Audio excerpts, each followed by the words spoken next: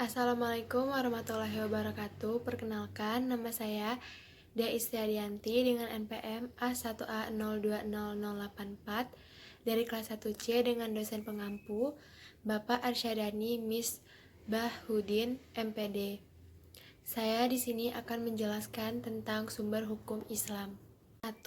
Pengertian sumber ajaran Islam. Sumber ajaran Islam terdiri dari 3 macam, yaitu Al-Quran, hadis atau as-sunnah, dan ijtihad.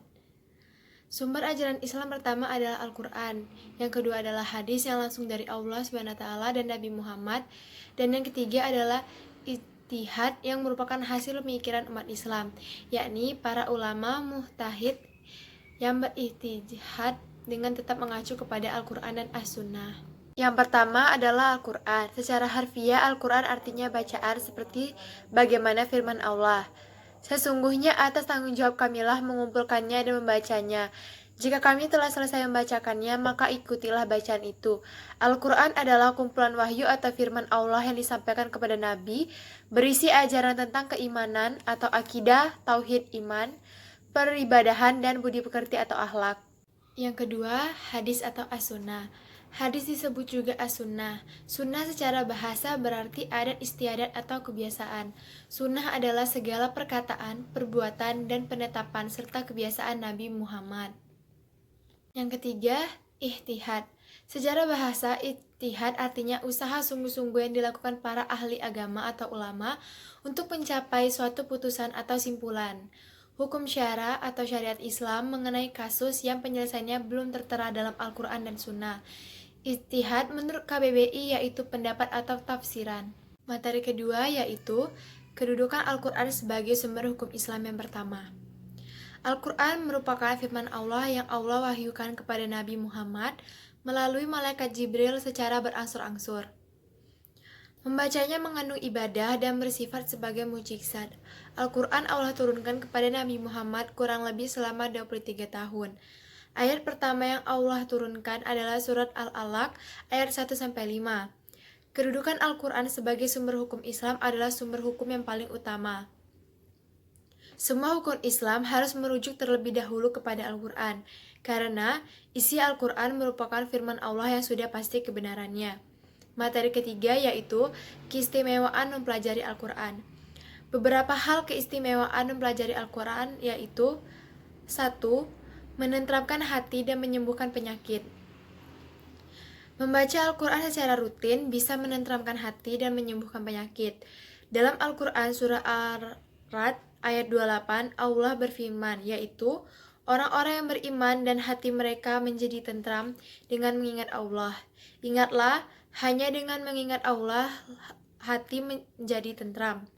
Yang kedua, mendatangkan kebaikan.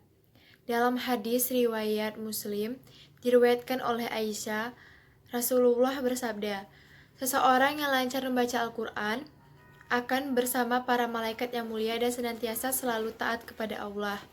Adapun yang membaca Al-Quran dan terbata-bata di dalamnya dan sulit atasnya bacaan tersebut, maka baginya 2 pahala. Yang ketiga, mendatangkan syafaat. Membaca Al-Quran secara rutin telah terbukti memberikan syafaat, apalagi Allah meridhoi generasi yang semangat dan giat membaca Al-Quran. Mereka yang menyempatkan waktu untuk membacanya akan merasakan sendiri manfaatnya dan hati akan menjadi tenang. Pengertian as-sunnah dan pembagiannya.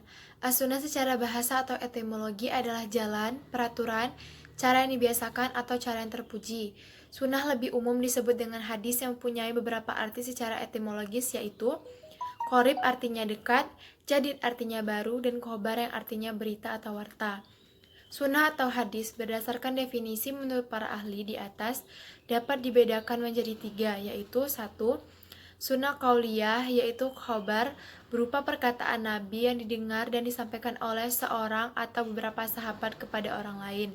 Yang kedua, sunnah fi'iyah, yaitu setiap perbuatan yang dilakukan oleh Nabi yang diketahui dan disampaikan oleh para sahabat kepada orang lain, seperti tata cara menunaikan sholat 5 waktu yang dipraktikkan Nabi, cara wudhu, dan cara haji.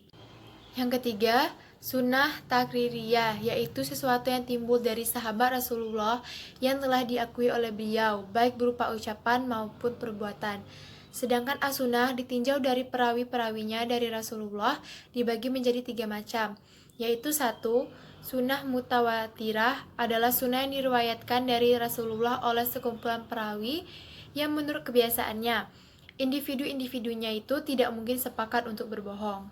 Kedua, sunnah masyhurah adalah sunnah yang diriwayatkan oleh Rasulullah oleh seseorang atau 2 orang atau 3 orang sahabat yang tidak mencapai jumlah tawatur. Ketiga, sunnah ahad adalah sunnah yang diriwayatkan oleh Rasulullah untuk perseorangan yang tidak mencapai jumlah kemutawatiran. Selanjutnya adalah kedudukan as-sunnah sebagai sumber hukum Islam. Sunnah adalah sumber hukum Islam atau pedoman hidup kaum muslimin yang kedua setelah Al-Quran. Bagi mereka yang telah beriman terhadap Al-Quran sebagai sumber hukum Islam, maka secara otomatis harus percaya bahwa sunnah juga merupakan sumber hukum Islam. Bagi mereka yang menolak kebenaran sunnah sebagai sumber hukum Islam, bukan saja memperoleh dosa, tetapi juga murtad hukumnya. Ayat-ayat Al-Quran sendiri telah cukup menjadi alasan yang penting tentang kebenaran al-hadis. As-sunnah adalah sunnah Nabi, yaitu segala sesuatu yang bersumber dari Nabi Muhammad berupa perkataan, perbuatan, atau persetujuannya yang ditujukan sebagai syariat bagi umat ini. As-sunnah secara bahasa adalah jalan yang ditempuh atau cara pelaksanaan suatu amalan, baik dalam perkara kebaikan atau kejelekan. Selanjutnya adalah fungsi as-sunnah terhadap Al-Quran. 1. Memperkuat hukum dalam Al-Quran. Segala jenis hukum, syariat, dan hal-hal yang menyangkut muamalah kehidupan, semuanya telah ditulis dalam Al-Quran secara sempurna.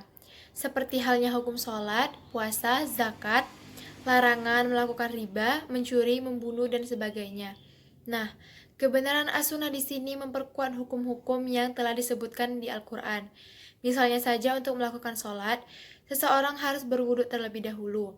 Kedua, menjelaskan atau merinci isi Al-Quran.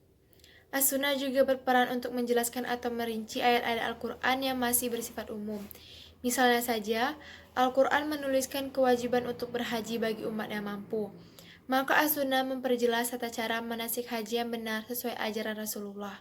Ketiga, menempatkan hukum baru yang tidak dimuat dalam Al-Quran. Ada kalanya, as-sunnah menetapkan hukum baru di mana hukum tersebut tidak terdapat dalam Al-Quran. Contohnya, perihal larangan mengenakan kain sutra dan cincin emas bagi laki-laki. Penetapan hukum baru di as-sunnah tentunya tidak boleh asal-asalan dan sesuai syariat Islam. Imam Asy-Syafi'i rahimahullah berkata, apa-apa yang telah disunahkan Rasulullah yang tidak terdapat pada kitabullah, maka hal itu merupakan hukum Allah juga. Selanjutnya adalah pengertian ijtihad. Ijtihad adalah sebuah usaha yang sungguh-sungguh yang sebenarnya bisa dilaksanakan oleh siapa saja yang sudah berusaha mencari ilmu untuk memutuskan suatu perkara yang tidak dibahas dalam Al-Quran maupun hadis dengan syarat menggunakan akal sehat dan pertimbangan matang. Namun, pada perkembangan selanjutnya diputuskan bahwa ijtihad sebaiknya hanya dilakukan para ahli agama Islam. Kata ijtihad berasal dari bahasa Arab yaitu ijtihada yahtahidu ijtihadan, yang artinya mengerahkan segala kemampuan dalam menanggung beban. Dengan kata lain, ijtihad dilakukan ketika ada pekerjaan yang sulit untuk dilakukan. Di dalam agama Islam, ijtihad adalah sumber hukum Islam ketiga setelah Al-Quran dan hadis. Fungsi utama dari ijtihad ini adalah untuk menetapkan suatu hukum di mana hal tersebut tidak dibahas dalam Al-Quran dan hadis. Orang yang melaksanakan ijtihad disebut dengan mujtahid, di mana orang tersebut adalah orang yang ahli tentang Al-Quran dan hadis. Baiklah, materi terakhir adalah fungsi dan kedudukan ijtihad. Fungsi ijtihad sebagai sumber hukum Islam dipandang sebagai sumber hukum ketiga setelah Al-Quran dan hadis. Fungsi ijtihad sebagai sumber hukum Islam adalah untuk mendapatkan sebuah solusi hukum jika ada suatu masalah yang harus ditetapkan hukumnya, akan tetapi tidak ditemukan baik di Al-Quran atau hadis. Oleh karena itu, dari segi fungsi ijtihad sebagai sumber hukum Islam, ijtihad memiliki kedudukan dan legalitas dalam Islam. Walaupun dengan demikian, ijtihad tidak dapat dilakukan oleh sembarang orang. Artinya, hanya orang tertentu saja yang memenuhi syarat khusus. Kedudukan ijtihad dalam sumber hukum Islam adalah sebagai penentu hukum setelah Al-Quran dan hadis. Apabila dalam Al-Quran dan hadis tidak ditemukan secara jelas dan rinci mengenai hukum yang dimaksud, ijtihad adalah hasil pemikiran para ulama dan ahli fikih. Baiklah, itu saja materi yang dapat saya sampaikan. Apabila ada kesalahan kata dan perbuatan, saya mohon maaf. Kepada Tuhan saya mohon ampun. Saya akhiri. Wassalamualaikum warahmatullahi wabarakatuh.